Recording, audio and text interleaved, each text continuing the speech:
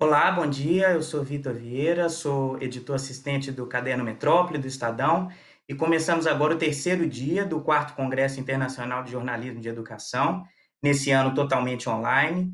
Hoje eu vou mediar aqui a primeira mesa do dia sobre as eleições e a Covid.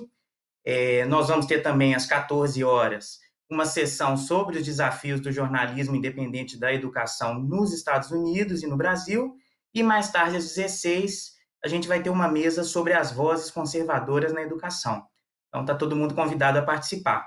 Antes de começar essa primeira mesa do dia, eu vou chamar um vídeo de uma série que a Geduca produziu especialmente para esse evento. São personagens de várias partes do país, sobre como eles têm vivido, estão vivendo esse momento da pandemia, quais são os desafios, quais são as perspectivas para o futuro. Tem uma história bem legal de uma professora para contar. Vamos assistir o vídeo e a gente começa.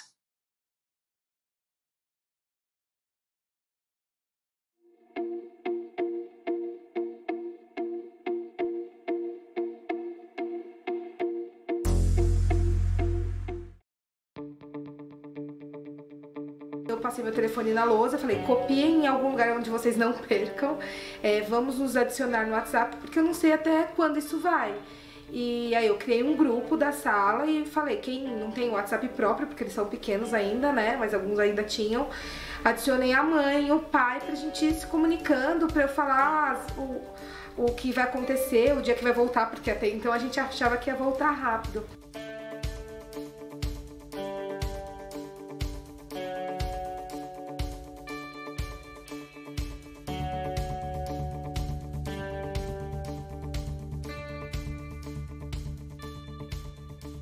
E aí eu consegui o contato de algumas crianças, não tenho ainda de todo mundo. Então aí tudo foi organizado pela SME e aí nós recebemos as informações do que nós deveríamos fazer. E aí foi uma outra etapa, né? Mostrar para as crianças, porque eles ficaram um tempo sem fazer nada, né? Porque estava em recesso. Mas eu sempre em contato com eles, pra não perder esse vínculo, porque eu achava importante. Se eu deixar de falar com eles 2, 3 dias, eu perco a mão. Então eu ia chamando, e aí, tudo bem? Tá tudo bem em casa? Procurando uns assuntos aleatórios pra manter o vínculo com eles. Eles mandam desde figurinhas de bom dia até contando alguma coisa que aconteceu em casa. Eles me ligam, né, por vídeo e eu atendo, às vezes é a avó querendo saber sobre o cartão alimentação, quem não recebeu. Fazem pizza, me mostram. Eu sei que eles sentem falta, né? Às vezes de ter alguém pra bater papo e quer me mostrar alguma coisa diferente. Aí a escola fez uma baita força-tarefa, ligaram de criança por criança, de casa em casa, falando que já tinha plataforma, que já poderia acessar. No total, no final das contas, eu tive 17 crianças participando das 31. Algumas, por outras razões, não conseguiram participar. Parabéns, você acertou quase todos. No início foi bem complicado, porque na minha cabeça, eu acho que na cabeça de um monte de gente, tudo deveria continuar normal dentro de casa. E eu acho que ao longo dos dias a gente foi percebendo que nada ia ser normal, né? Então eu me cobrava muito em relação à casa, me cobrava muito em relação ao trabalho, às atividades do meu filho. Eu tenho um bebê, né? Então um bebê em desenvolvimento e eu amamentando, então muitas vezes eu fazendo alguma coisa eu tinha que parar para atender o bebê, aí largava meu filho com a atividade pela metade, eu com coisa pela metade e almoço e essas coisas. E tudo junto. Agora eu digo que eu tô numa rotina bem ok, porque eu já aprendi a lidar melhor com o aplicativo, então eu consigo programar as minhas aulas antes do horário. Com meu filho eu consigo dar mais atenção, porque ele também se apropriou melhor das aulas online, né? O início eu acho que foi difícil porque ninguém sabia nada, ninguém sabia ter aula online, ninguém sabia se portar, né? Que horário que eu tenho que fazer isso, a nossa rotina de dormir, acordar dentro de casa, a gente confunde com férias, então foi uma confusão. Eu fiz alguns encontros online com os meus alunos, propus para eles, né, se eles queriam, e eles acharam super bacana. E eu achei também que era um bom momento pra gente se ver, matar saudade. Mas agora, como as as famílias já começaram a voltar ao trabalho, tem muitas famílias que usam o celular, que é o que eles têm normalmente, para trabalhar, levam para o trabalho, então eles não conseguem mais ter o celular no horário do encontro online. Tem criança que eu vejo que faz atividade de madrugada, porque eu já tive aluno que estava fazendo atividade 3 da manhã porque ele me mandou no WhatsApp uma pergunta: Pro, não tô entendendo tal coisa, fui ver só de manhã. Eu, nossa, olha o horário que ele tá me mandando atividade, me mandando uma pergunta. E aí eu perguntei pra ele: por que você tava mandando pergunta essa hora? Ah, porque era a hora que eu tava com o celular na mão. Foge da nossa capacidade, foge da nossa, a gente não tem pernas para tudo isso. Vivo me reinventando, tentando pensar em outras possibilidades, mesmo que amarrada, né? Porque daqui de casa a gente não tem muito o que fazer. Mas eu me cobro muito às vezes. Medo de voltar eu não tenho. Eu tenho esperança, na verdade, porque eu acredito que vai ser uma coisa que a gente vai ter que encarar. Eu já peguei, o que me dá um respiro um pouco maior, por mais que existam outros estudos falando que a pessoa pode pegar de novo, mas eu não quero pensar nisso. Eu quero encarar, eu quero retomar a nossa vida, retomar a vida dos meus meninos. Em relação ao déficit que eles vão ter, todos vão ter. Todos vão ter, não tem, a gente não pode criar expectativas de que, tá, nós vamos voltar, aí eu pego lá o livro onde eu parei na página 15 e recomeço dali. Não, gente, esquece. A gente vai ter que se adaptar, como a gente se adaptou para as aulas online. Todo mundo teve que se conformar e sentar e se debruçar, e estudar o aplicativo, estudar formas de atrair as crianças, tal. Vai ser a mesma coisa. Eu vou ter que aprender de novo a dar aula, aprender a conviver, aprender a pensar. Eu acho que eu vou ter que reaprender a pensar na forma de trabalhar.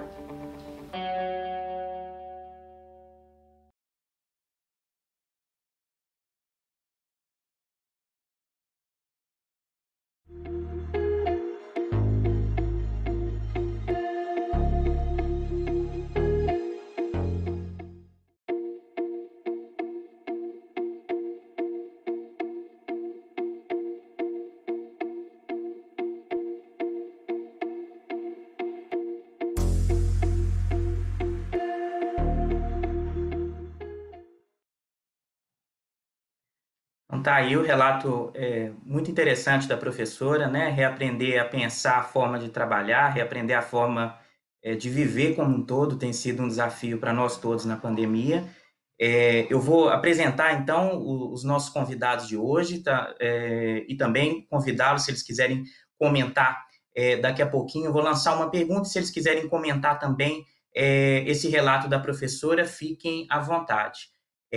Então, a gente está na mesa com o professor Alexandre Santos, ele é diretor-presidente da Escola do Parlamento da Câmara Municipal de São Paulo, coordena o curso de Pedagogia da FEDUC, também é professor do Programa de Pós-Graduação em Educação da Unicid.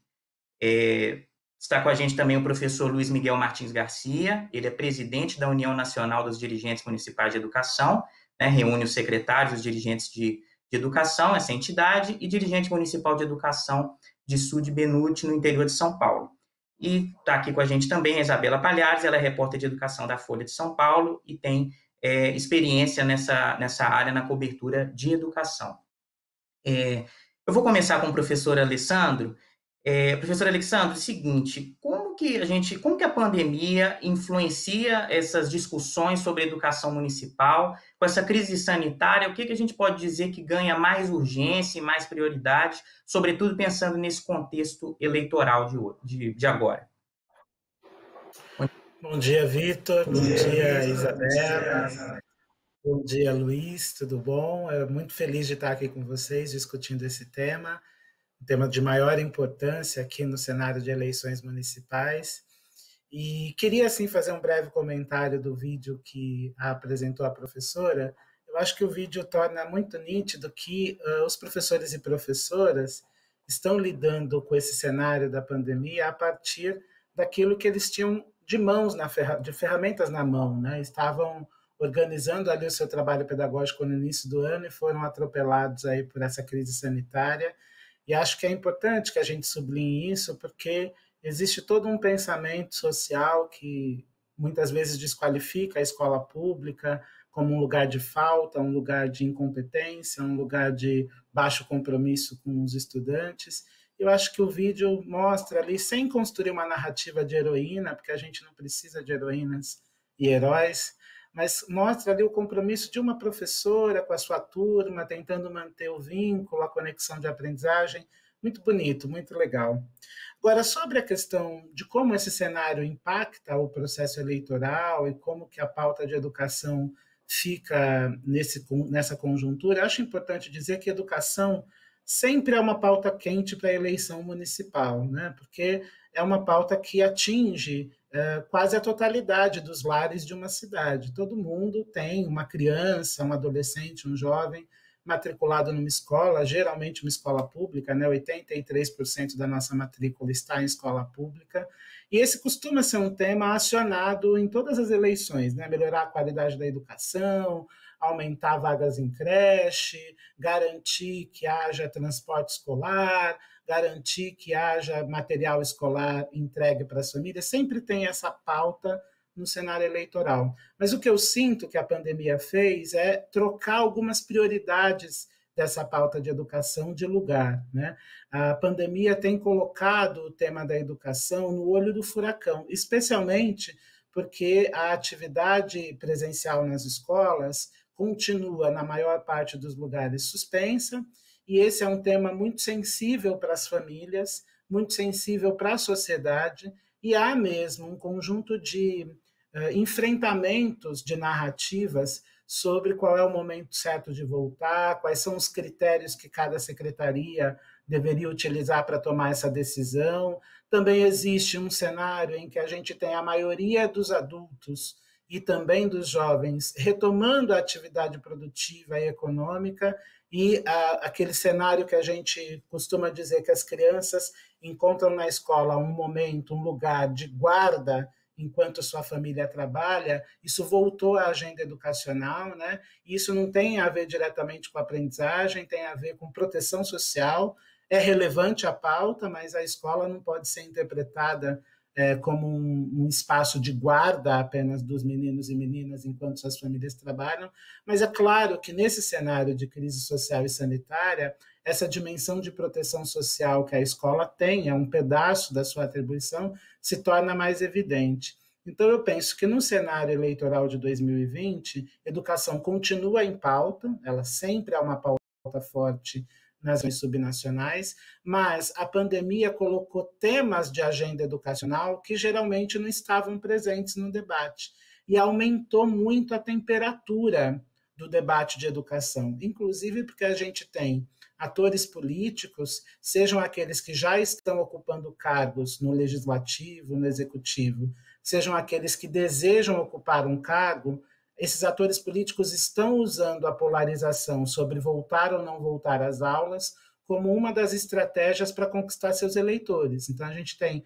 candidatos à vereança, por exemplo, criticando as decisões de secretarias que estão postergando o momento de retornar. De outro lado, a gente tem outros atores políticos, outras vozes do debate eleitoral, dizendo que esse é o melhor caminho, que proteger as vidas é mais importante do que, nesse momento, fazer um retorno que poderia gerar algum tipo de risco à saúde das crianças, à saúde dos profissionais. Então, o tema da educação ele foi, em parte, capturado pelo cenário de crise social e sanitária que a pandemia gerou, mas eu queria sublinhar que educação sempre é um tema de agenda eleitoral nos municípios, e é um tema forte porque tem a ver com a cobertura de uma política pública que é universal, né? Que pretende alcançar todas as famílias, todas as crianças, todos os adolescentes, todos os jovens. Então, é importante que a gente qualifique melhor o debate de educação nesse momento de crise social e sanitária, para que essa captura pela conjuntura não faça com que a gente esqueça aqueles elementos que são, de fato, estruturantes do debate educacional, que já estavam presentes antes da pandemia e vão continuar presentes para os municípios brasileiros depois que a gente retomar as atividades presenciais. Acho que nesse cenário que a gente está vivendo, esses temas mais estruturantes podem correr o risco de ficar subsumidos, escondidos e não serem tratados nesse momento, que é um momento determinante para os próximos 4 anos nos municípios brasileiros. A gente vai explorar ali, professor, ao longo da mesa, mas o senhor fala em temas estruturantes, o que dá para apontar como temas estruturantes? A questão do acesso, a qualidade, a aprendizagem, o que é? No nível municipal, o grande desafio dos municípios segue sendo o acesso à educação infantil de 0 a 3 anos. Né? A gente ainda não conseguiu dar conta de garantir que as crianças de 0 a 3 anos sejam atendidas na sua plenitude. A gente tem uma meta do Plano Nacional de Educação que é até 2024, mas a gente tem uma demanda já muito forte em municípios, uma grande parte dos municípios com filas de vagas na creche, né, na educação infantil de 0 a 3 anos. Um segundo desafio é um desafio de qualidade. A gente tem ainda, apesar dos avanços nos anos iniciais, a gente ainda tem muita dificuldade de garantir que 100% das crianças estejam alfabetizadas no tempo certo. E um outro grande desafio é financiamento, Vitor. A gente aprovou o novo Fundeb, mas se a gente não cuidar da regulamentação desse novo Fundeb no prazo certo, os municípios podem ter problemas para sustentar o seu investimento em educação. E financiamento da educação é chave para garantir, por exemplo, o salário de professores e funcionários, para garantir a reforma e construção de prédios escolares, para garantir compra de insumos importantes, seja no campo pedagógico, seja no campo do apoio e assistência à merenda escolar, ao material escolar. Então, os municípios têm um horizonte que diz assim, se não regulamentarmos o Fundeb no tempo certo, os municípios, que são aqueles mais frágeis na distribuição dos recursos no nosso pacto federativo, podem ter problemas para sustentar a sua política educacional já no próximo ano, já em 2021, dependendo de como estiver a situação financeira dos municípios. Então, eu diria, acesso à educação infantil 0 a 3, a qualidade dos anos iniciais, especialmente no que diz respeito ao ciclo de alfabetização, e a questão do financiamento da educação, são três pontos que todo mundo está discutindo hoje para pensar os próximos 4 anos de gestão municipal. Perfeito. Aí já um gancho para a gente chamar a participação do professor Luiz Miguel, ele está em contato, lidera aí a entidade com secretários municipais de educação. Como que esses aspectos que o professor Alexandro mencionou e outros aspectos têm participado dessa pauta, professor? O que essa pandemia fez mudar nessa agenda de urgências e prioridades dos secretários? Como é que o senhor observa isso?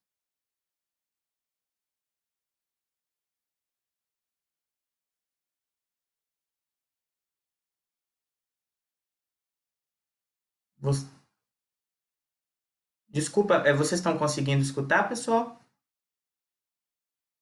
Eu acho que está falhando um pouco no áudio.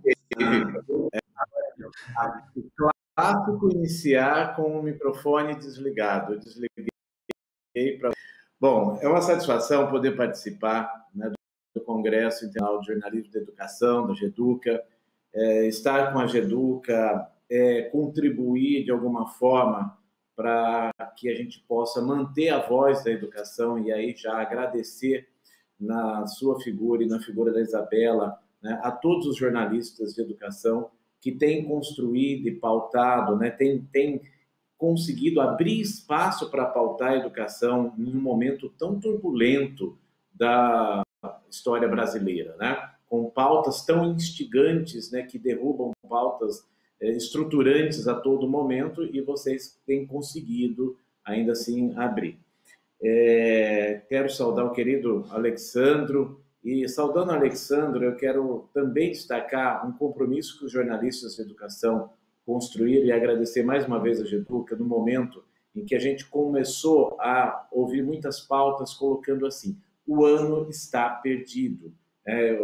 Pessoas dizendo, já que eu quero que meu filho reprova de ano, reprove, faça novamente esse ano. E nós conversamos com vários jornalistas dizendo, não, se nós considerarmos a Base Nacional Comum Curricular, nós estamos deixando de ter alguns aprendizados e estamos desenvolvendo outras competências, muitas que ali estão, inclusive. Tá? E o jornalismo da educação compreendeu o processo e fortaleceu aí para que a gente possa ter a busca ativa escolar funcionando mais do que nunca. Eu Rapidamente quero fazer uma retomada ao vídeo, né? Quando nossa professora fazendo uma atividade não presencial, mediada pela internet, né?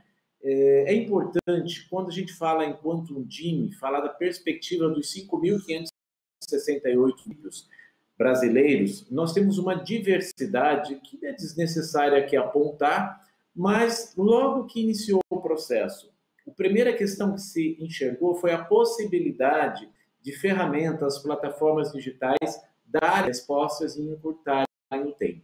Mas quem está no chão da realidade brasileira já sabe que nós não temos conectividade, nós não temos tecnologia e também do lado dos professores nós não temos metodologia para desenvolver isso consolidado. E nós tínhamos, a Undime, ela fez até agora 3 grandes pesquisas nacionais para acompanhar esse momento. Nós tínhamos no final de abril mais de 40% dos municípios que não tinham feito nenhuma atividade de contato com o aluno, de desenvolvimento de atividade não presencial.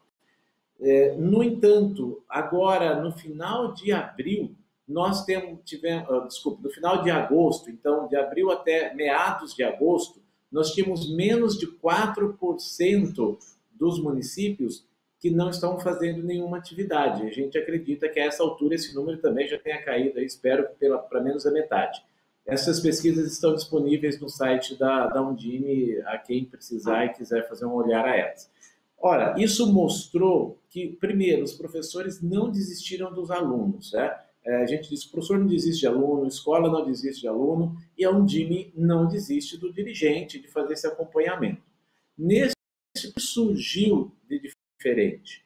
Nós percebemos que o monitoramento das atividades não presenciais foi forte e os professores compreenderam que nós temos um recurso em mãos, que é o recurso do material impresso, ali que estava garantido pelo PNLD, algum outro programa. Então, nós passamos a ter aí um trabalho conjunto, as ferramentas de tecnologias, redes sociais, passaram a ser o principal instrumento de diálogo da escola com as famílias para orientação do trabalho e os alunos desenvolvendo, muitas vezes, aquele material que ele já tinha, que é um pouco do que o Alexandre falou também, você utilizar uma estrutura que já tem, um processo metodológico, algo que seja comum para inserir, né, comum e de domínio, para inserir as inovações gradativamente e conforme a gente vai tendo aí um aprofundamento, né?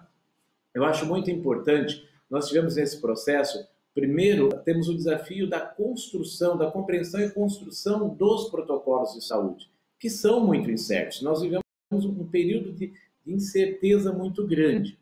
Quando a gente olha da perspectiva da administração municipal, do prefeito, não bastasse já nessa escala União, Estado e município, o município ser o ente com menor estrutura arrecadatória, financeira de base para isso, nós ainda estamos dentro de um contexto eleitoral.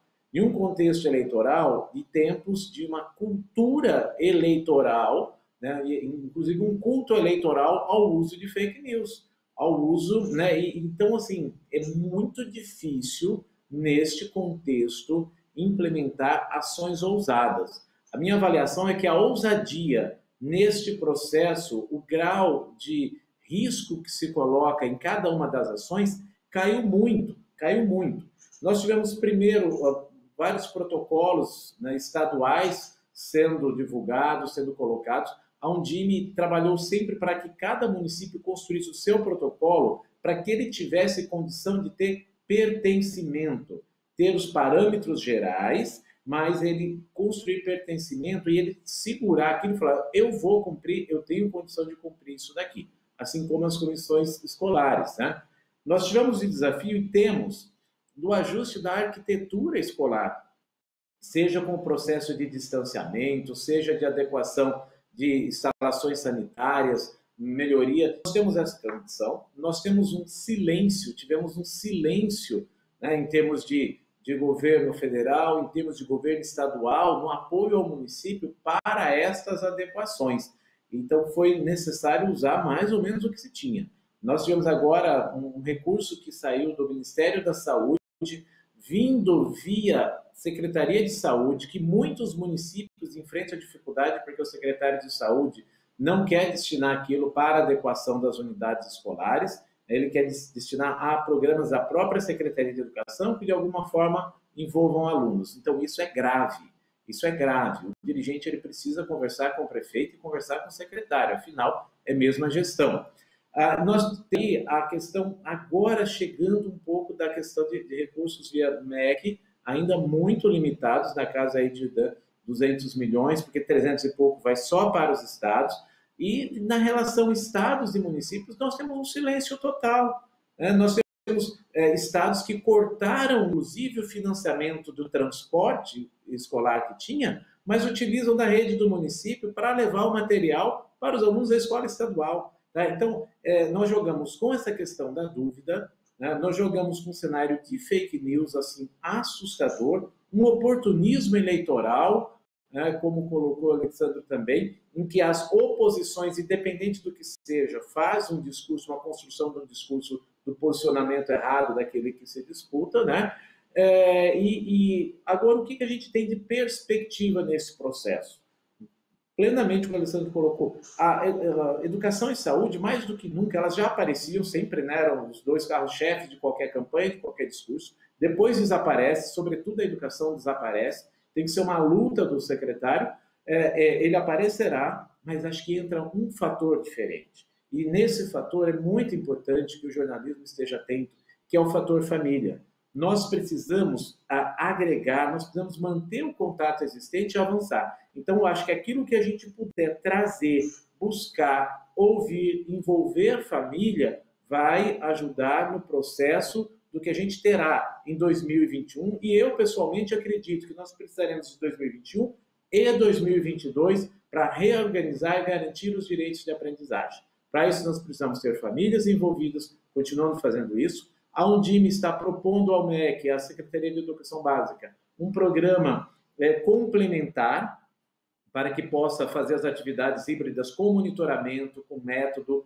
com precisão, para não ter faz de contas, fazer um processo de diálogo com a gestão que vem, independente, né, de ser oposição, situação, vai ser fundamental esse diálogo, porque nós faremos o que estamos fazendo agora, pouca coisa além disso vai ser possível, e muito terá que fazer na frente. Então, de uma forma geral, acho que esses são os elementos e a gente não pode, nesse processo sucessório, deixar de falar do Plano Municipal de Educação, do Plano Nacional de Educação e do Sistema Nacional de Educação, que está em discussão agora com 2 projetos tramitando.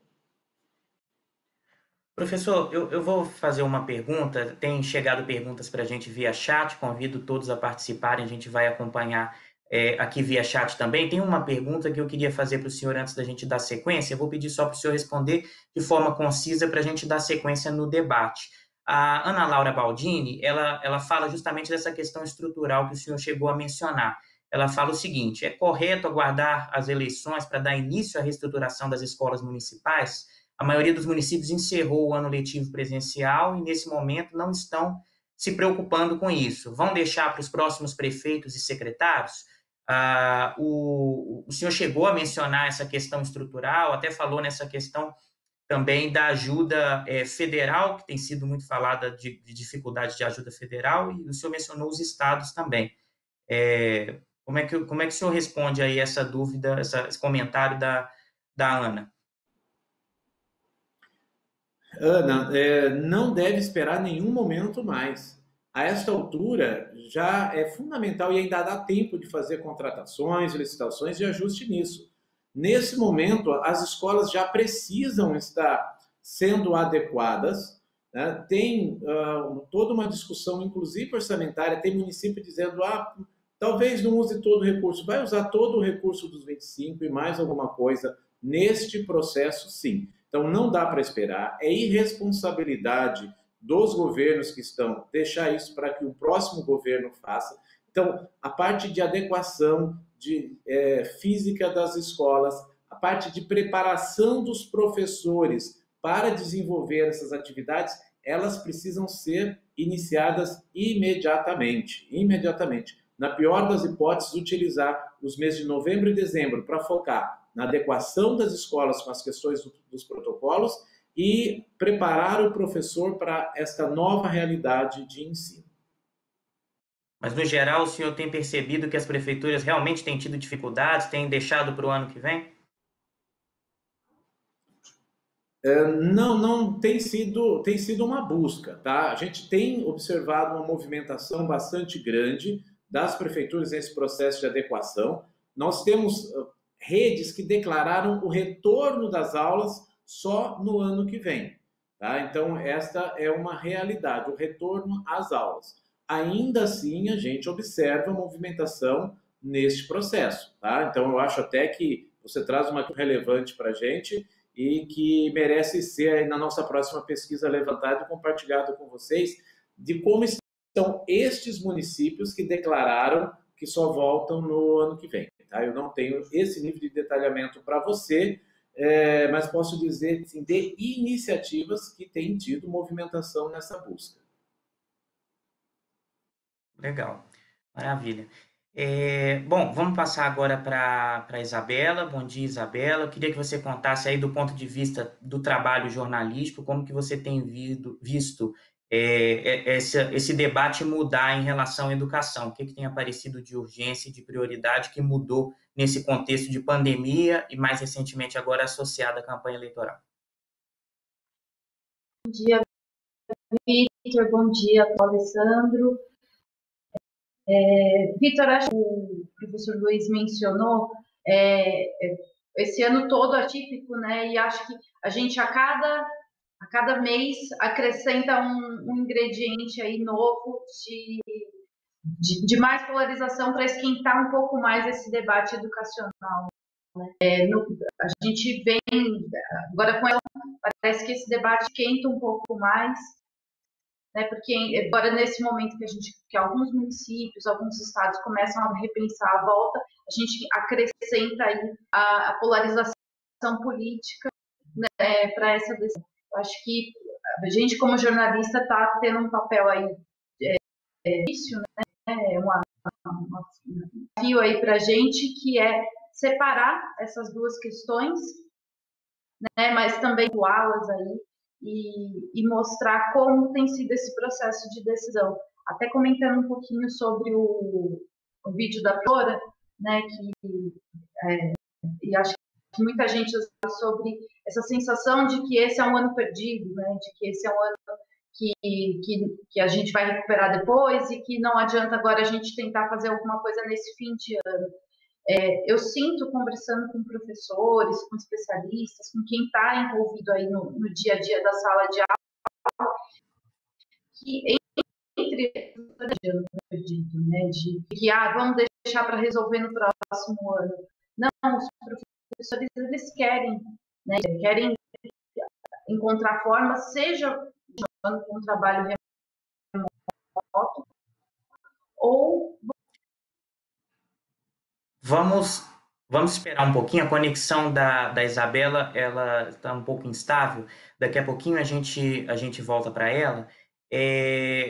Até o gancho do que ela estava falando, a gente vai retomar com ela depois, mas eu acho que é uma provocação interessante para passar para o professor Alexandre, essa questão dos professores. A gente tem recebido comentários aqui. A Elizabeth Nader, por exemplo, fala que é realmente muito desafiador para nós, professores, é uma reformulação constante de didáticas e práticas de ensino. E o Matheus Miguel ainda complementa, nem todo profissional é acostumado a lidar com essa situação. Como que essa questão da atenção aos professores, da preparação docente, da reestruturação do trabalho do professor tem aparecido ou não tem aparecido nesse debate eleitoral? E como que ela poderia enriquecer esse debate, professor?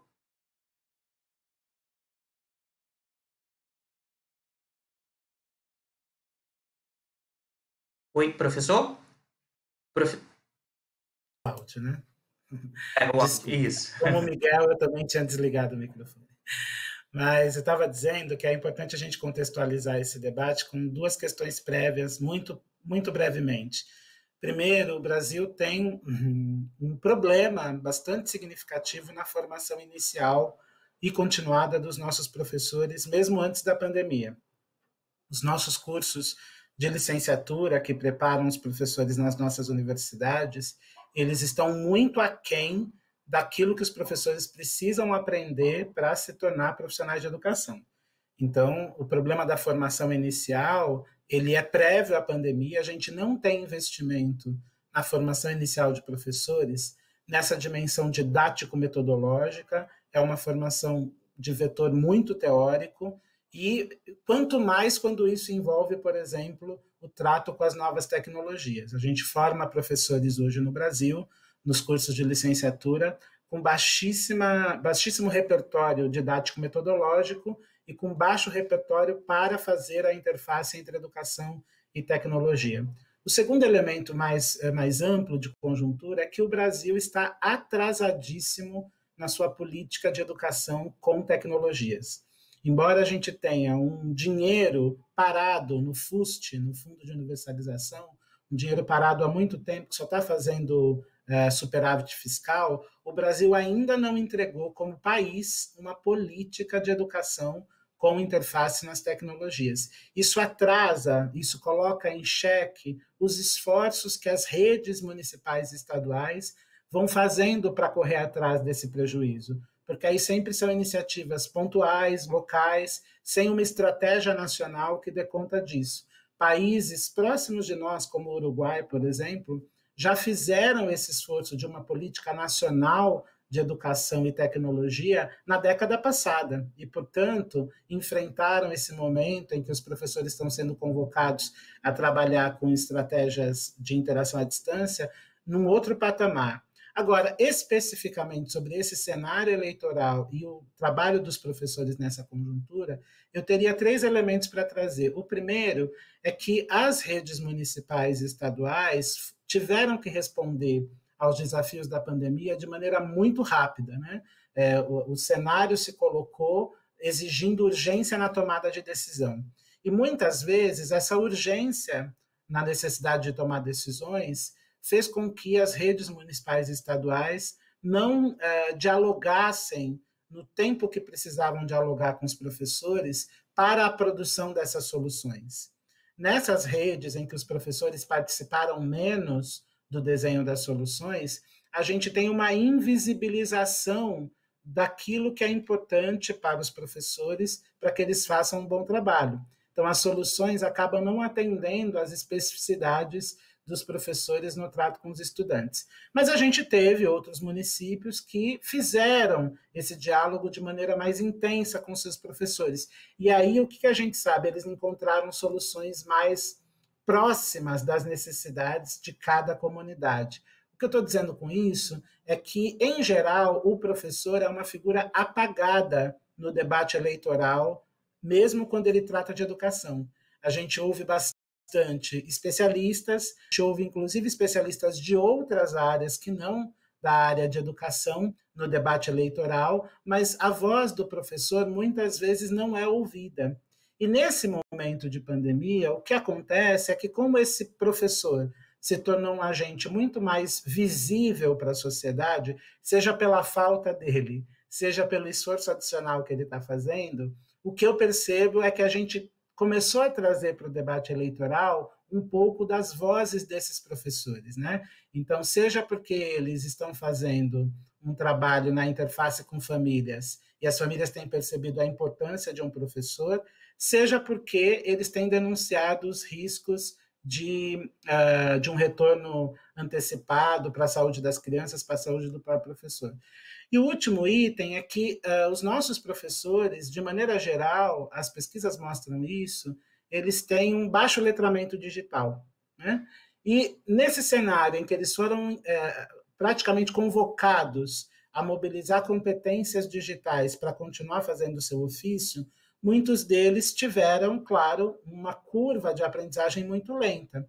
Mas eles estão engajados, a gente viu aí no vídeo, né? Os professores estão engajados em tentar encontrar caminhos para isso. Falta trazer para o debate eleitoral, por exemplo, que tipo de política pública nós vamos implementar para cobrir esse gap entre educação e tecnologia, que está presente na educação brasileira, e para dar conta de trazer para a participação na formulação de políticas públicas um pouco mais da voz dos professores. Isso seria muito importante se nesse debate eleitoral que a gente está fazendo, a gente colocasse como premissa para as políticas educacionais o diálogo e a participação efetiva dos professores e professoras no desenho das soluções que o município vai implementar nos próximos 4 anos, né? Os candidatos se comprometerem a ter um olhar, uma escuta sensível em relação a esses profissionais, que têm informação qualificada sobre o que acontece na ponta e que conseguem visualizar quais são os elementos que mais estão impactando na garantia do direito de aprender dos estudantes, né? Então, nesse cenário, eu acho que os professores precisam passar a ser um elemento estruturante nesse ecossistema de desenho de política educacional, porque os desafios que nós estamos vivendo são desafios enormes e sem a participação dos professores e seu engajamento, dificilmente a gente dá conta de superá-los. Uma perspectiva legal que é essa participação do professor, não só na implementação da política pública, mas muito no diagnóstico, né? É importante pensar nisso. Vou voltar para a Isabela, a conexão dela acho que melhorou um pouco, ela estava falando justamente sobre esse diálogo com os professores. Queria que você continuasse falando a respeito desses desafios dessa cobertura e aproveito para emendar com esse desdobramento. Como incluir aí essa voz dos professores e essa demanda de preparação docente nesse debate do momento eleitoral? Pela queda na conexão, os professores têm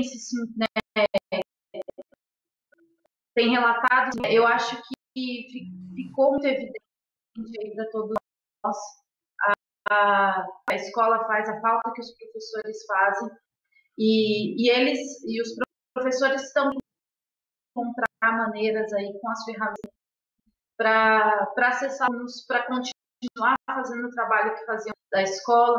E acho que o que ficou muito evidente aí na pandemia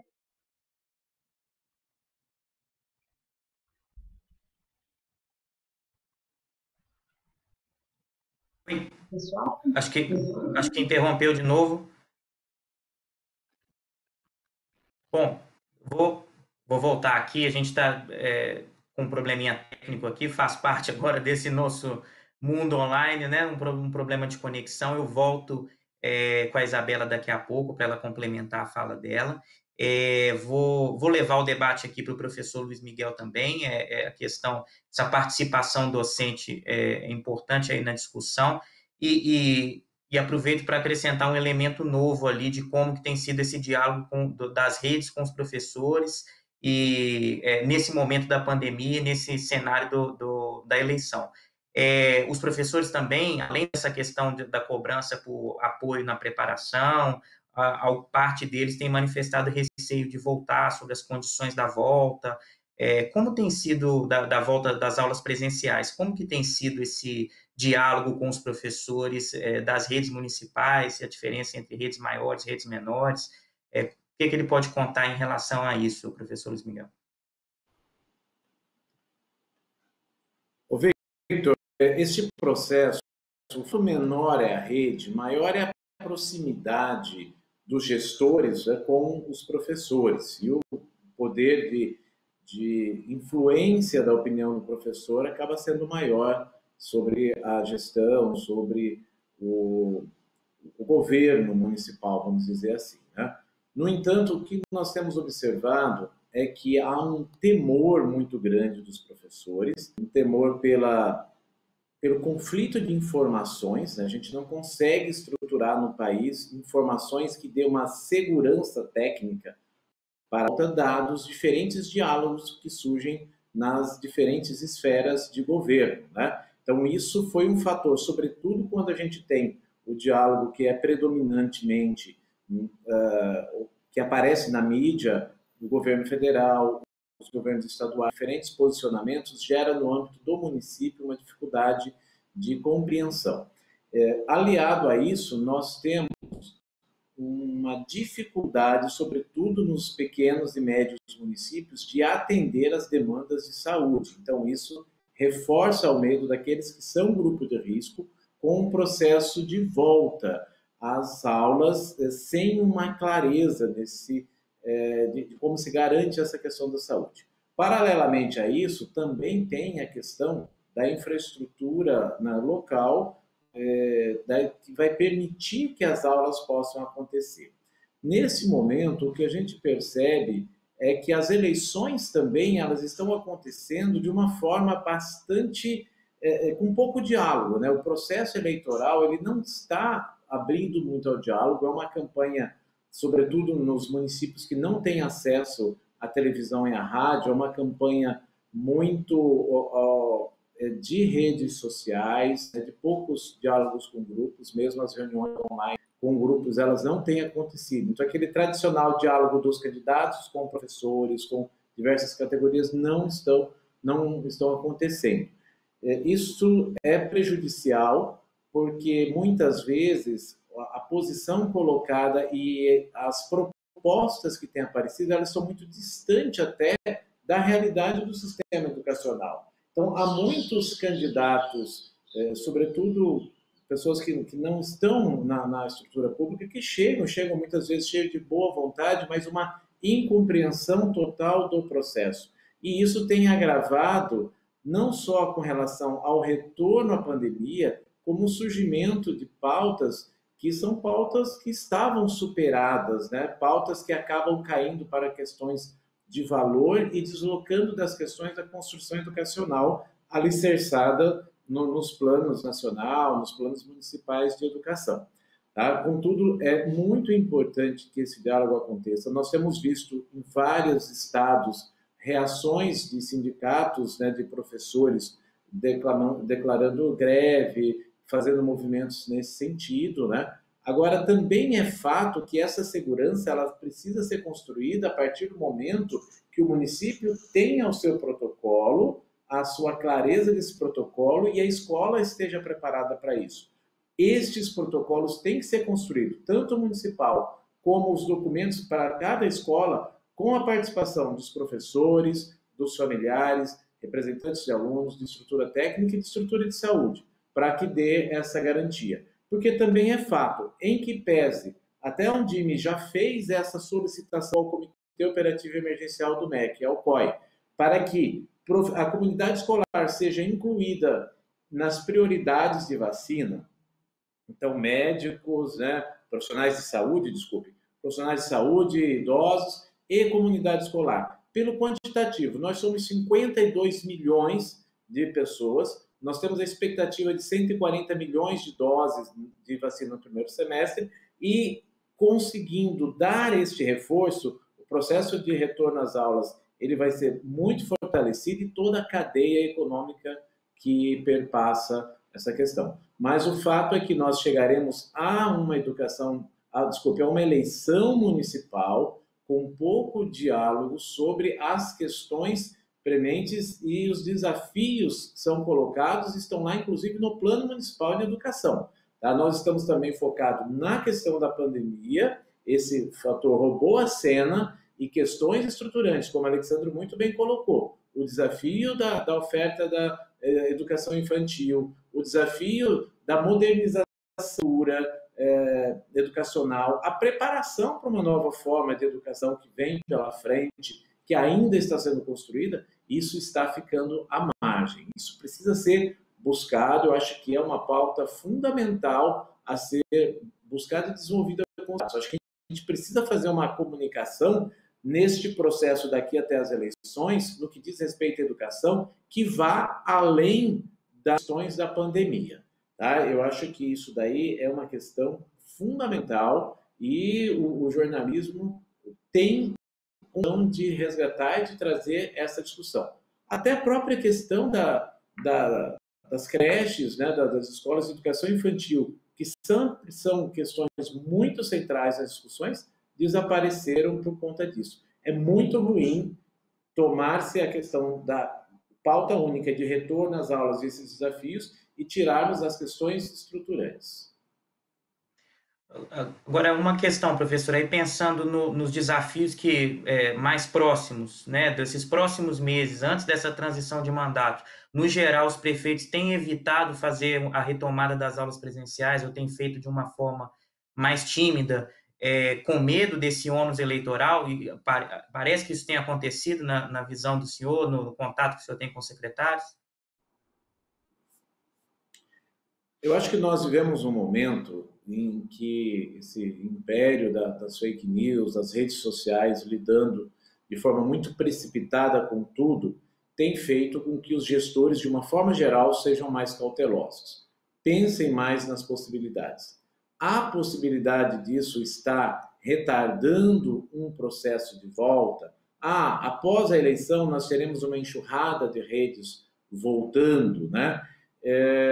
Eu acredito que tem, de alguma forma, influenciado, sim, no processo, de ser mais cautelosos, de ancorar em alguns protocolos, e isso, obviamente, junto à dificuldade de cumprir esses protocolos, tem, de alguma forma, retardado este processo. Mas nós temos um outro fator agora que também tem colocado em estado de alerta, que é a segunda onda no hemisfério norte.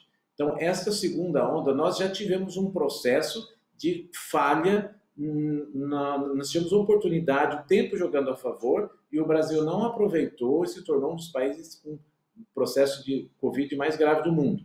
E agora vem esse outro desafio, nós estamos com uma segunda onda começando, é o momento realmente de abrir ou é o momento de aguardar um pouco mais, manter um rigor maior, já que a cada dia a gente se aproxima mais, não só da vacina, né, como de outros medicamentos, de procedimentos médicos mais eficazes para o tratamento, né? Nós temos percebido que grande parte da diminuição também dos casos de morte, principalmente, eles acontecem pelo domínio das técnicas, né, pela não sobrecarga, né, do que se tem, mas também pela melhoria dos processos. Então, acho que isso também é um fator que está levando ao retardamento, porque a rede escolar, ela movimenta muito mais que a metade dos moradores de uma cidade de médio e pequeno porte todos os dias. Então, é um contato cruzado muito forte. Se, por um lado, crianças e jovens, eles têm um efeito, sofrem um efeito menor da doença, mas eles são vetores cegos, né? Vetores imperceptíveis. E isso é o que assusta, sim, o processo de volta. Tá? Uma explosão não só nesse momento eleitoral, tá? Como nesse momento final de gestão, é uma coisa que todo gestor não quer levar para a sua biografia, né? Por um ato irresponsável, impensado, ou sem a segurança protocolar, né? Gerar um grande surto no seu município, né? Isso tem um peso, de alguma forma tem um peso. Tá certo. Obrigado, professor. Nós vamos voltar para a Isabela. Vamos ver se a tecnologia colabora com a gente agora.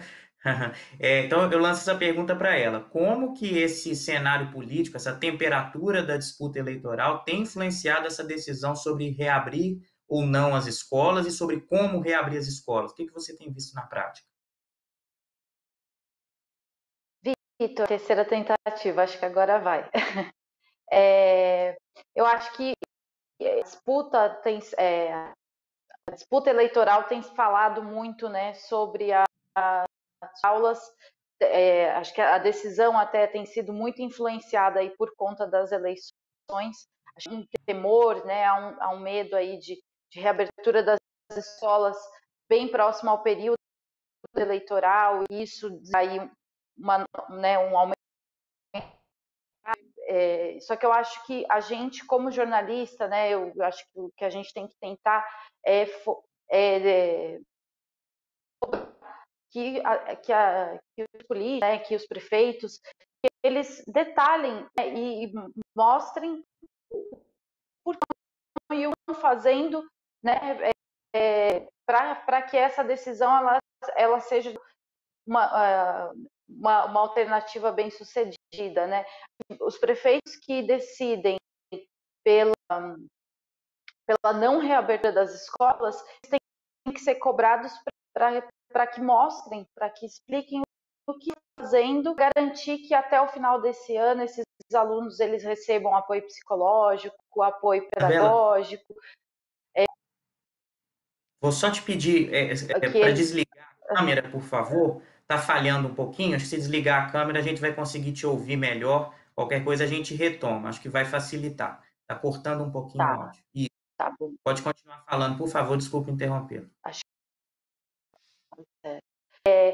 porque mesmo que os prefeitos, eles pela não reabertura das escolas, eu acho que é importante que eles detalhem o que vai ser feito até o fim do ano para ensino remoto, né? E os prefeitos pela reabertura, que detalhem o que vai ser feito nas escolas. O debate, por enquanto, ele é muito em torno da data, né? Do volta ou não volta, e muito pouco se fala aí sobre o que fazer, seja qualquer um dos caminhos que se escolha tomar, né? E eu acho que a gente como jornalista aqui também tem um papel que é um papel muito importante, que é cobrar dos candidatos, né, que apresentem propostas para o que no ano. Acho que esse próximo ano ainda é muito desafiador para a educação, né, e acho que a gente tem que olhar com muita isso, né. Dando uma olhada nos planos de governo dos candidatos aqui da Prefeitura de São Paulo, eu encontrei que três candidatos não apresentam nem voltada aí para o ano que vem, né? O que fazer para a gente recuperar o que foi prejudicado com a pandemia. Eu acho que é muito importante que isso é cobrado desses candidatos, né? Que a população tenha essas informações para tomar a decisão aí na eleição. Eu acho que a educação ela ganhou um espaço muito grande de discussão esse ano, e eu acho que a gente tem uma oportunidade aí para qualificar. E deixar claro aí que essa discussão sobre quando retomar as aulas presenciais e como retomar as aulas presenciais, nem de longe vai encerrar esse debate sobre como lidar com os efeitos da pandemia, né? Muitas vezes isso é tratado como se fosse a última etapa dessa discussão, ou a etapa mais importante, não necessariamente ela vai encerrar aí essa discussão, né, Isabela? Exatamente. Parece que a discussão ela se encerra aí, né? Decidimos voltar, então vai voltar tudo como era antes. Não, a escola ela vai precisar de uma série de mudanças, né? De apoio também para isso. Tem que pensar na estrutura, pensar na parte pedagógica, psicológica, apoio aos professores, aos funcionários. Sinto que o debate ele para aí, né? No voltar ou não. Mas tem muita coisa que a gente precisa pensar, precisa ter condições de discutir além disso, né? E acho que o nosso papel como jornalista também é cobrar isso. E acho que tem um desafio, né, a mais aí, que é a dificuldade para que a gente faça isso em loco, né? Acho que uma dificuldade que eu tive agora com a reabertura parcial das escolas foi a de que as escolas estavam se preparando para isso e tinham todo um protocolo mas uma das regras era que nenhuma pessoa, que aluno ou professor ou funcionário, não poderiam ir às escolas. Então, como é que nós mostramos que esses protocolos estão sendo cumpridos? E eu acho que isso também é uma questão que os pais se questionam muito. Será que esses protocolos estão sendo cumpridos na escola do meu filho? E os pais também não podem entrar dentro das escolas, né?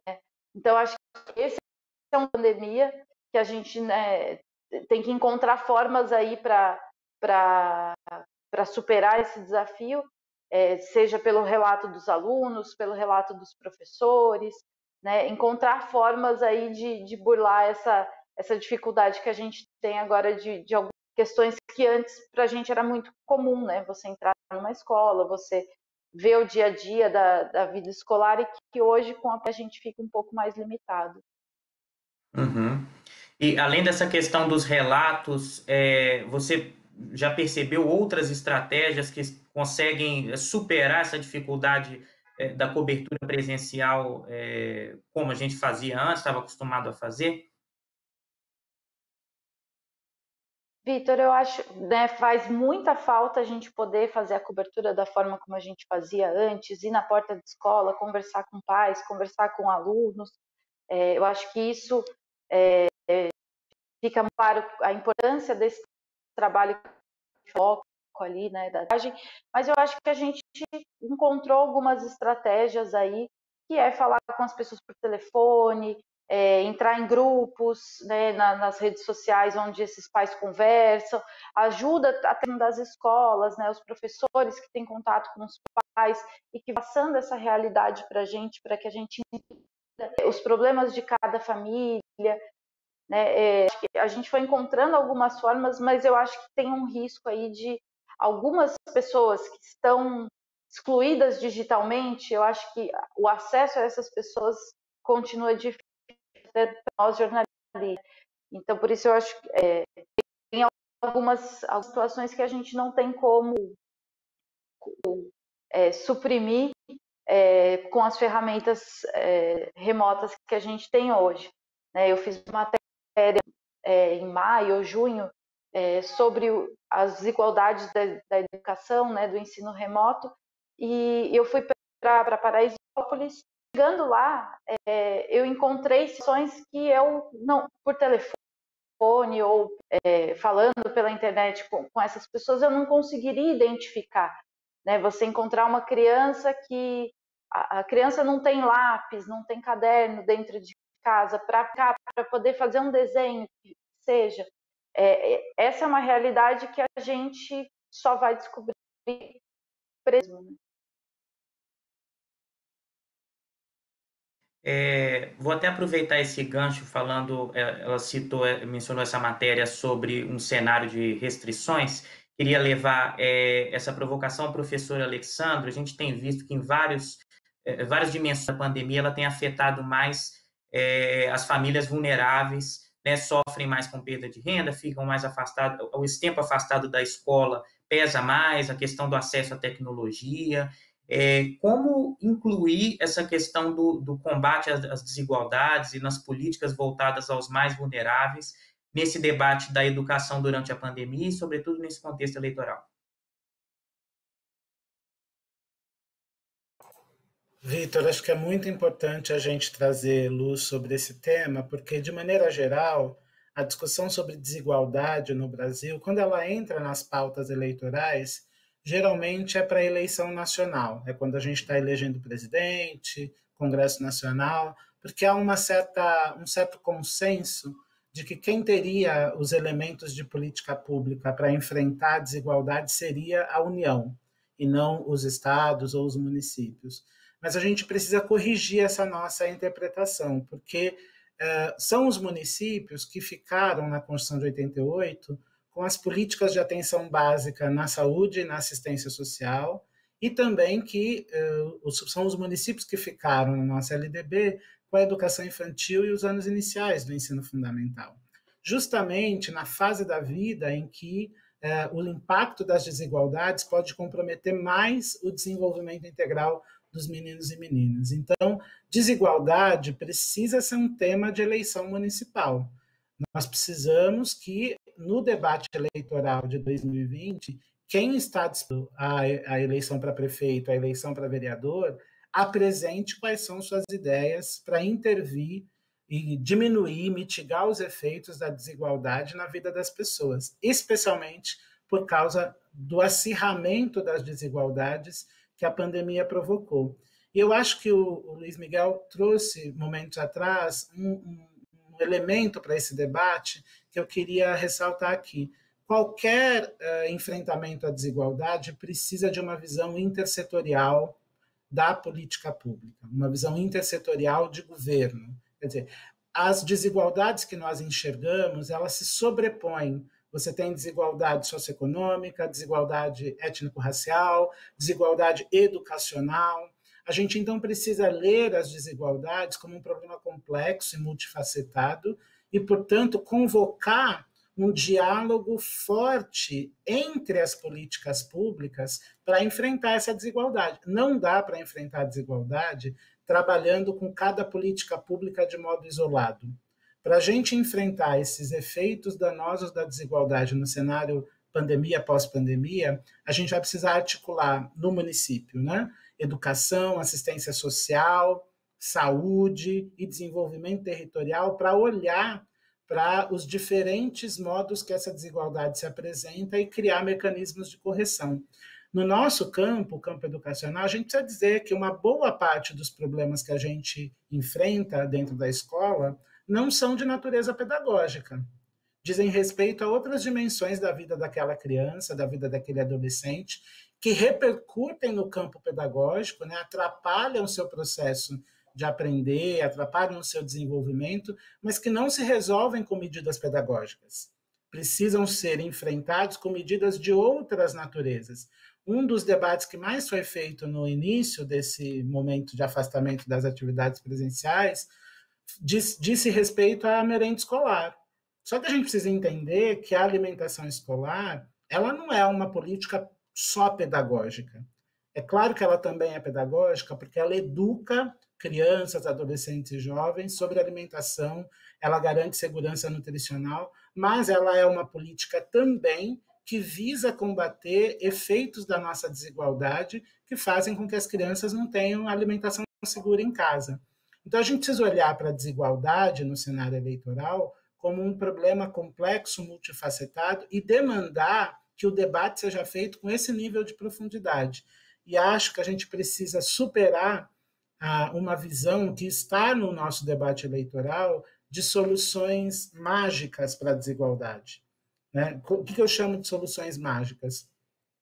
O candidato que se apresenta dizendo que ele tem a bala de prata que vai resolver esse problema que o Brasil arrasta há 500 anos. Não existe bala de prata, existe trabalho sério, existe compromisso intersetorial, existe um foco em fazer política pública com base em evidências. Eu adorei que o Miguel trouxe aqui o império das fake news nesse momento da nossa política brasileira, porque as fake news elas não são só um problema moral, elas também atrapalham o desenho de políticas públicas, porque elas colocam falsas verdades em circulação e o debate sobre a política pública fica contaminado por essas falsas verdades. Então, a gente tem mais dificuldade de desenhar políticas com base em evidências consistentes. Então, para enfrentar a desigualdade, eu preciso ter essa leitura intersetorial, com base em evidências, que enxergue que desigualdade é um problema estrutural do país e, portanto,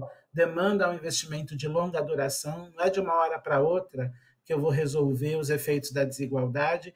E a gente precisa lembrar que a pandemia colocou os brasileiros e brasileiras numa situação limite, mas cada classe social, cada grupo étnico-racial está vivendo os impactos da pandemia de um modo. A gente não pode dizer que todo mundo está vivendo esses impactos da mesma maneira. Na cidade de São Paulo, para quem é daqui, uma pessoa que vive no extremo leste, no bairro do Itaim Paulista, ou no extremo sul, no bairro do Grajaú, não está vivendo a pandemia do mesmo modo de quem vive em Moema, quem vive em Perdizes. E quem está disputando uma eleição precisa ter resposta para esse efeito de desigualdade combinado a território. Então, essas questões colocam para a educação desafios que já estavam presentes antes da pandemia. Estou dizendo com isso que desigualdade já era um elemento forte para explicar sucesso e fracasso de política educacional antes da pandemia, mas que a pandemia colocou essa questão da desigualdade num lugar ainda mais estratégico. Se a gente não tiver estratégias de mitigação de desigualdade, parte dos esforços da política educacional não vai alcançar os resultados que a gente imagina. Legal. Vou perguntar aqui para a Isabela do que ela tem percebido aí, apurando na apuração com os gestores e observando o que aparece na pauta de discussão dos candidatos. Esse tema da desigualdade tem aparecido? Quais estratégias têm sido oferecidas e discutidas pensando nessa questão da desigualdade, foco nos mais vulneráveis? Vitor, eu sinto que, né, pelo que eu tenho visto, até pelos planos de governo, a questão da desigualdade na educação, os candidatos eles têm focado muito na questão da tecnologia, né? Muita promessa de que no próximo ano vão entregar tablet, computador para todos os alunos, chip de celular, mas eu acho que, como o Luiz e o Alexandro tinham falado, a questão da desigualdade ela vai muito além, né? Não é só o acesso à tecnologia, isso também é importante, isso ficou muito evidente, mas eu acho que tem muitas questões aí que precisam ser abordadas, a questão da alimentação, né? Aqui em São Paulo a gente tem o cartão merenda, esse benefício ele vai ser estendido até quando? Porque eu acho que essa situação, né, essa ajuda para as famílias, ela vai precisar continuar por um certo tempo, né? Eu conversei com uma mãe esses dias e ela está recebendo o cartão merenda e mesmo com o cartão merenda não tem sido suficiente. A própria escola tem feito cestas básicas para entregar para algumas famílias mais vulneráveis. Essa mãe ficou desempregada durante a pandemia.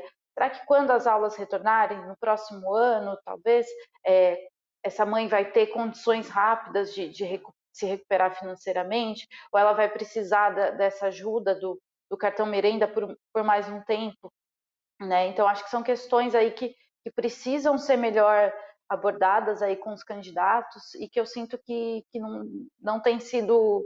Não tem aparecido muito, né? Fica muito mais focado nessa questão da tecnologia, mas eu acho que vai muito além disso, né? As desigualdades de aprendizado também, né? Acho que poucas propostas foram apresentadas até agora, poucas ações foram mostradas até agora para mostrar o que vai se fazer com esse aluno no próximo ano para recuperar o aprendizado perdido nesse ano, ou o aprendizado que não foi o adequado. Né? Vai ser reforço? Esse reforço vai ser em que momento? Né? Eu sinto que alguns candidatos têm falado sobre isso, né? Vai ser no contraturno, vai ser a escola vai abrir aos finais de semana. Como é que isso vai ser feito? Acho que são várias questões que né, a gente aponta uma ação e aí desencadeia uma série de ações. Né? Se você vai dar aula no contraturno, quem vai dar essa aula? Né? Você vai contratar mais professores? Como é que vai ser essa contratação? Acho que são várias questões aí que precisam ser respondidas e que eu sinto que ainda tá muito incipiente no debate eleitoral. Legal, aí vários pontos então que os repórteres podem ficar atentos. Eu vou passar a bola agora para o professor Luiz Miguel, para saber também como que os gestores e os candidatos têm trabalhado essa questão da desigualdade, e acrescentar ainda um elemento que para os gestores é muito sensível, né? Ainda num cenário que a perspectiva é de restrição de recursos, né? De orçamento limitado. Como que a gente pode trabalhar nesse combate às desigualdades nesse cenário de orçamento restrito, professor? Bom, eu acho que essa questão dos orçamentos restritos, de fato, mais do que nunca, os governos que chegam vão ter que ter clareza da sua prioridade, né? Vai ter, porque não falta recurso para aquilo que é prioritário, porque ele reorganiza e faz esse olhar. Agora, a sociedade precisa fazer esse olhar para a educação e compreender a educação como para a recuperação efetiva desse processo que a gente está vivendo e que vamos aí vai levar alguns anos nesse processo. Havendo isso, havendo este processo, a gente passa a ter recursos. Tem uma fala de uma vice-prefeita da minha região que ela fala assim que criança ela não tem que primeiramente estar na escola. Antes de estar na escola, ela tem que estar no orçamento. Se ela estiver no orçamento, ela estará na escola, ela estará no projeto social, ela estará nas ações de cobertura, né, do município. Eu acho que o primeiro passo...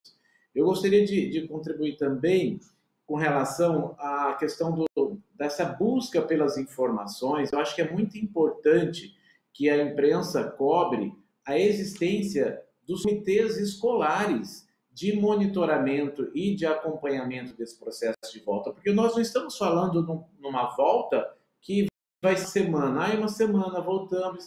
Não, é um processo de acolhimento que vai ter que ser longo, que vai ter que viver cada etapa de processo, é acolhimento da comunidade, é acolhimento do aluno, é construção de um novo contexto, de uma nova forma, né, de existência. Então, assim, cobrem os comitês de escola, e esses comitês devem ser pontos focais, sim. Esse comitê tem que ter presença de pais, tem que ter presença de alunos, e alunos podem, sim, mesmo os pequenos, bem pequenos, serem ouvidos. É uma questão de técnica, né, de ouvi-los.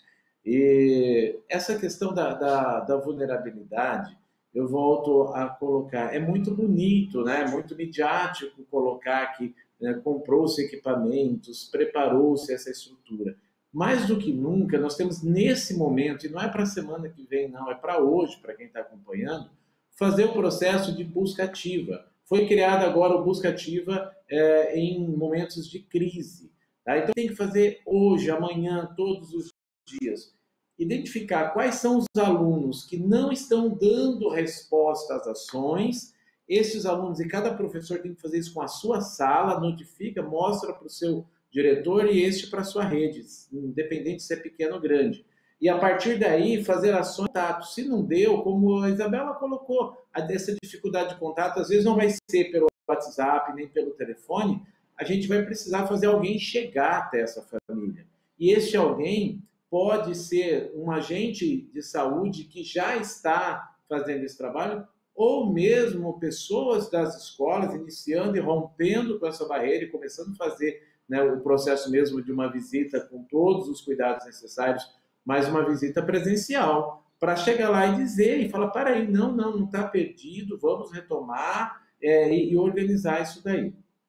Como foi bem colocado, maravilhosamente colocado pelo Alexandre, o processo de vulnerabilidade das desigualdades, ele ficou muito aguçado. Nós temos, por exemplo, uma rede privada cobrando um processo de volta, mas nós temos um privada já preparou, você tem a criança, ela vive e tem um quarto exclusivo ela na sua casa, já é um diferencial imenso, e a realidade que vocês vivem acompanhando nos dias nas comunidades Brasil afora é de muitas pessoas, nem só crianças, acumulado em 2, 3 cômodos na maior parte das situações. Então, essas questões elas têm que vir, e a educação ela tem que vir para o debate eleitoral, sim, com o peso da desigualdade. Tá? E tratar igualmente os desiguais, nesse momento, implica em fazer um olhar mais profundo a estes que não estão sendo atingidos. Estes que não estão sendo atingidos, eles precisam ser olhados nesse momento já, de que forma eu posso fazer isso, né? Como no momento de retorno presencial, no mínimo ter prioridade para atividades complementares desenvolvidas em estrutura pública. Porque muitas vezes ela vai continuar não tendo esse processo de acolhimento nas suas casas, porque as famílias não têm estrutura para isso. Grande parte daqueles que hoje, né, estão ausentes, não estão dando retorno, são as mesmas crianças que estão em famílias que não têm essa consciência e que não dão retorno no aspecto presencial. Então isso tem que entrar, os gestores municipais de educação têm a obrigação de dizer isso aos candidatos disputando o processo eleitoral. Outra questão fundamental, o gestor de educação hoje, ele precisa encaminhar a todos os candidatos uma cópia do Plano Municipal de Educação. Muitos candidatos a prefeitos não têm noção da existência de tantos outros documentos, são documentos mais técnicos da nossa área. Nós precisamos entregar a responsabilidade nossa, minha aqui no meu município, entregar para todos, pontuar esse processo, assim como construir as políticas, já começar no processo de transição desse ano, construindo essas ações a partir do próximo ano. Mas volto a dizer, tem tarefa para o agora, tá? E tem tarefa para o depois.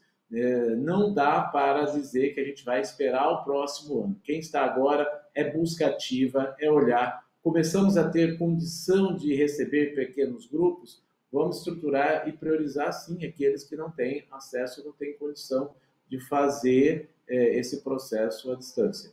Porque hoje nós temos aí levantamentos da Undime que mostra que a gente ainda tem pelo menos 30%, maior dos 30%, alunos que não têm essa tecnologia digital de nenhuma forma, né? Nós temos ainda os alunos que não estão respondendo a essas ações.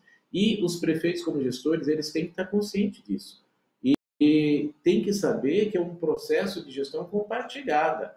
Tá? Os futuros dirigentes municipais de educação, eles também têm que estar conscientes desse processo. Nós ainda temos muitos dirigentes que são indicados por um viés que não é técnico e político, né? Ele acaba tendo pouca pouca estrutura técnica, ou quando tem uma visão técnica, não tem um poder político de discussão com o prefeito e de passar as pautas da educação. Então, isso é importante que fique muito claro. As ações elas precisam ser intersetoriais, porque setor nenhum dá mais conta de fazer sozinho, e elas precisam tratar no âmbito da desigualdade. Nós devemos aceitar que esse fosso da desigualdade, que já era grande, que aumentou nesse processo, que perdure. Isso é fundamental. Maravilha. Então, relembrando aqui, a gente teve 3 falas muito ricas, políticas intersetoriais, a busca ativa escolar, esse olhar para as estruturas, para a formação docente, essa questão de incluir a infância, as crianças no orçamento, acho que vários elementos ali que trazem reflexões interessantes para a gente. Eu estou vendo aqui até as questões de participação que tem aparecido aqui para a gente, de quem está acompanhando o painel. Algumas foram mencionadas por vocês. O Miguel Jales Lessa, por exemplo, ele fala uma pergunta que ele, inclusive, fala especificamente ali para o professor Alexandre, se essa capacitação de professores no âmbito digital está tão defasada no Brasil, não seria urgente uma política pública que viabilizasse essa capacitação, o mínimo que fosse desses profissionais, cursos online gratuitos. Ele fala aqui nessa possibilidade, poderiam ser oferecidos pelo MEC. Essa questão da articulação do MEC já foi citada aqui, mas foi mencionada também, foi citada pelos nossos convidados e foi mencionada também pela participante, a Cristiane Diodati. Especificamente nessa questão da articulação, né, do que a gente tem falado muito dessas realidades de cada município, essa questão da capacitação. Eu queria saber do professor Alexandre, o que mais poderia ter essa articulação maior do MEC, da rede estadual, e para ser feito em conjunto, de forma que vários municípios usufruíssem disso e até economizassem recursos, aproveitassem expertise e experiência. Mais cedo o Miguel trouxe a importância da gente colocar a luz sobre a tramitação do Sistema Nacional de Educação, atualmente tramitando no Congresso Nacional. Tem 2 projetos de lei, se não me engano, tentando acertar isso. Por que isso é importante? Porque na nossa legislação a gente promete que a União, os estados e os municípios vão trabalhar em regime de colaboração na hora de construir e implementar políticas educacionais. Só que esse regime de colaboração, ele tem dependido muito da boa vontade e de certos compromissos políticos que são conjunturais para dar certo. Porque a gente não tem um sistema nacional de educação que organize tecnicamente esse processo de colaboração. Então, num momento como esse, que, na minha visão particular, a gente tem um Ministério da Educação vazio, e não é neste momento, a gente vem com o Ministério de Educação vazio desde o início desse governo, né? O Ministério da Educação que não tem sido propositivo, não tem prestado a assistência técnica e financeira no nível que os municípios e estados precisam. Como a gente não tem um Sistema Nacional de Educação, essa colaboração fica frágil, ela acaba não existindo. Então, sim, para mim, na minha leitura e na leitura de quem faz pesquisa nessa área, tem campos da política educacional que só serão enfrentados adequadamente se sentarem na mesa para discutir a União, os estados e os municípios, e o Ministério da Educação segue tendo um peso de indução técnica e financeira enorme. Então, se a gente não tiver uma liderança nacional propondo isso, que o nosso participante trouxe, uma política nacional de formação de professores no campo da tecnologia, uma política nacional que faça o arranjo entre estados e municípios funcionar, a gente vai perder muita capacidade, vai continuar perdendo muita capacidade de ação. Então, eu diria para que a gente lance luz sobre a discussão do Sistema Nacional de Educação, que a gente estabeleça quais são os mínimos de participação da União, dos estados e dos municípios no enfrentamento das diferentes questões educacionais do país, mas também tem um movimento importante, e o Miguel talvez até possa falar melhor do que eu sobre isso, que é de uma colaboração horizontal entre redes, né? Então, quando a gente fala de colaboração horizontal, a gente está falando, por exemplo, de municípios que se unem para desenhar e implementar políticas públicas juntos. A gente tem dado vários nomes para isso, a gente tem usado o nome de consórcio, de arranjo de desenvolvimento da educação, e isso está numa das discussões do Sistema Nacional de Educação também, mas os municípios já têm feito isso. A gente tem bons exemplos de arranjos territoriais que unem municípios de um determinado lugar para trabalharem juntos e resolver problemas educacionais que afligem a todos eles ali. Essa colaboração horizontal, ela é uma lição dos municípios para o nosso Sistema Nacional de Educação. Os municípios decidiram, estão fazendo isso exatamente porque se sentem menos acolhidos no processo de colaboração, por exemplo, com estados e com a União. Então, os municípios estão se ajudando, estão construindo boas soluções técnicas e políticas em colaboração. Então, além da gente pensar na colaboração entre União, estados e municípios, que nós continuemos investindo, que cada prefeito tenha um olhar mais amplo do que a sua própria cidade e faça movimentos para gerar arranjos de municípios, consórcios de municípios para olhar para a política educacional. Porque, de fato, se eu tenho 5, 6 municípios juntos para pensar uma política de formação de professores, ela será muito mais potente do que se eu tiver apenas um município.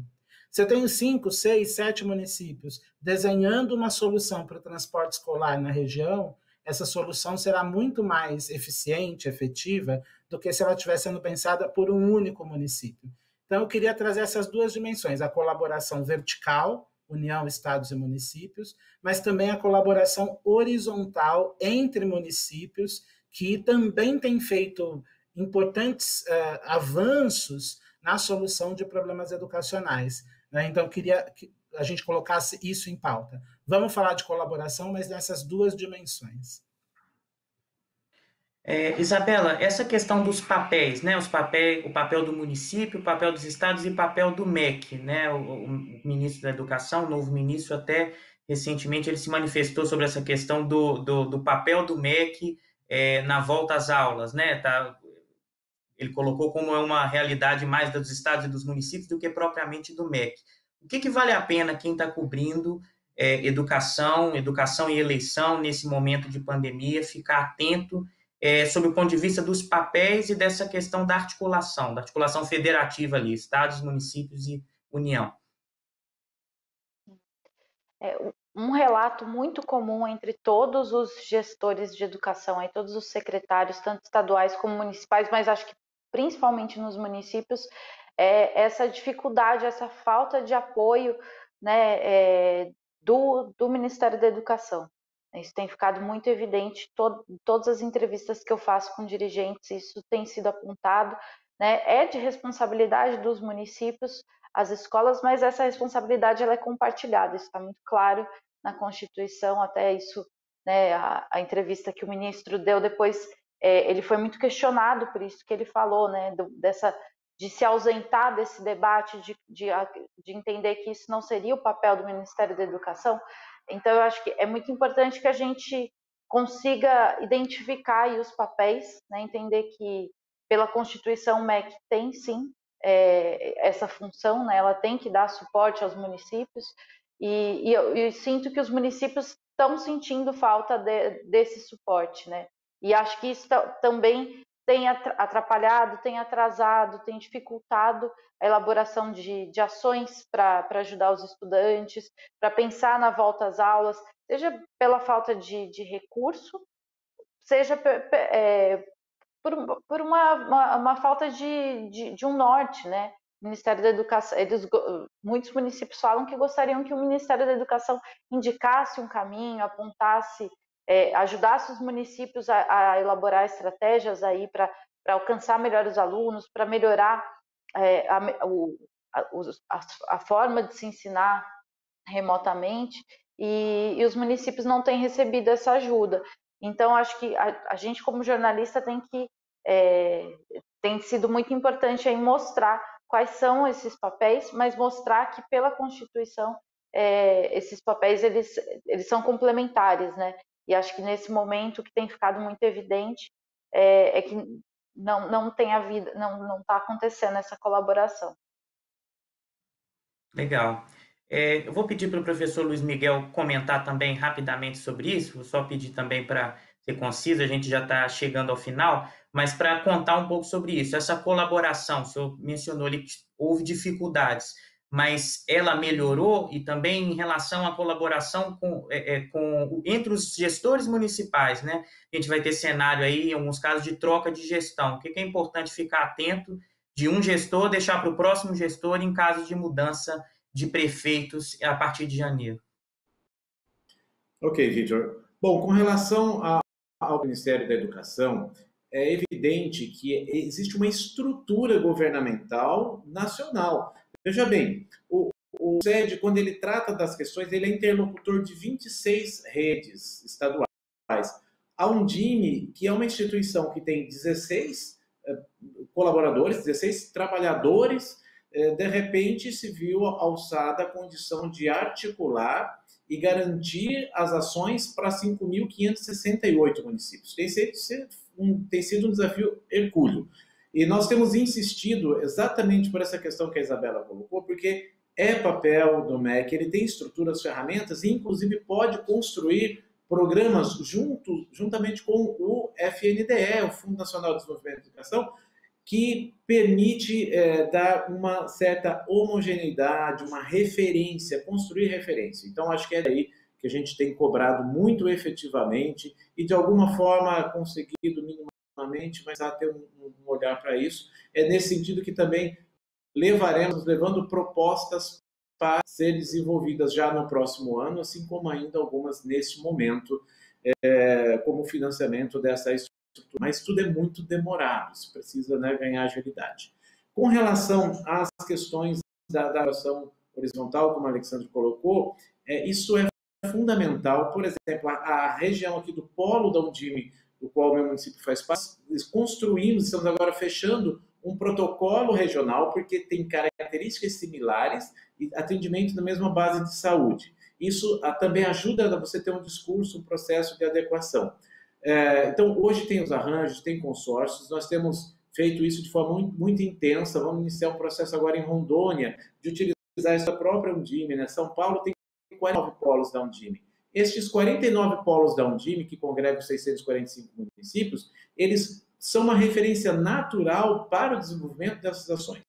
Nós já estamos incentivando, vamos fortalecer ainda mais esse processo de incentivo. E, por fim, colocar que é muito importante nesse momento que, e tem um recurso para isso, a Undime tem a plataforma Conviva e lá tem a ferramenta do memorial de gestão.